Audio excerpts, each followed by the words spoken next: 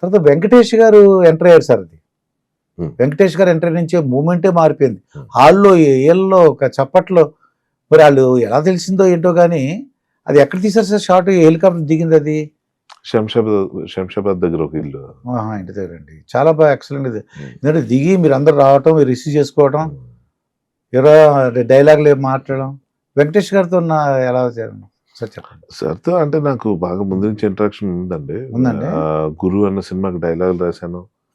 అలా కాకుండా అతను నా వర్క్ అంటే చాలా ఇష్టం సార్కి. ఆయన రైటింగ్ సైడ్ అవన్నీ గుండె జరగాలంత అయినప్పుడు ఆయన అప్రిసియేషన్ ఇచ్చారు. మనం సినిమా తర్వాత ఎప్పుడయ్యా నాకు ఇప్పుడు రాస్తావు అది ఇది అంటే అనుకోకుండా గురు సినిమాకి అంటే అది ఆల్మోస్ట్ డబ్బింగ్ కాబట్టి నాకు కిక్ లేదు.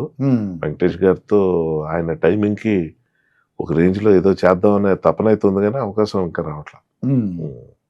ఆయన చాలా ఫ్రెండ్లీగా ఉంటారు sir. Most philosophical person.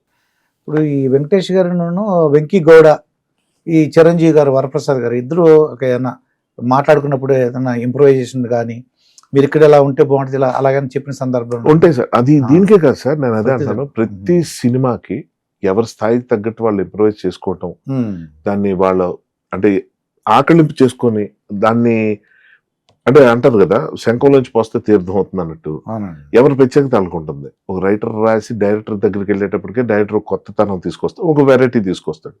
Actors వచ్చేసరికి అది ఇంకో రకంగా తయారవుతుంది. అది మంచిగా చెడు అవుద్ది, మంచి కూడా అవుద్ది. దాన్ని సమన్వయపరుచుకుంటూ దాన్ని బ్యాలెన్స్ చేయగలిగితే డైరెక్టర్ సక్సెస్ఫుల్ డైరెక్టర్ అవుతాడు.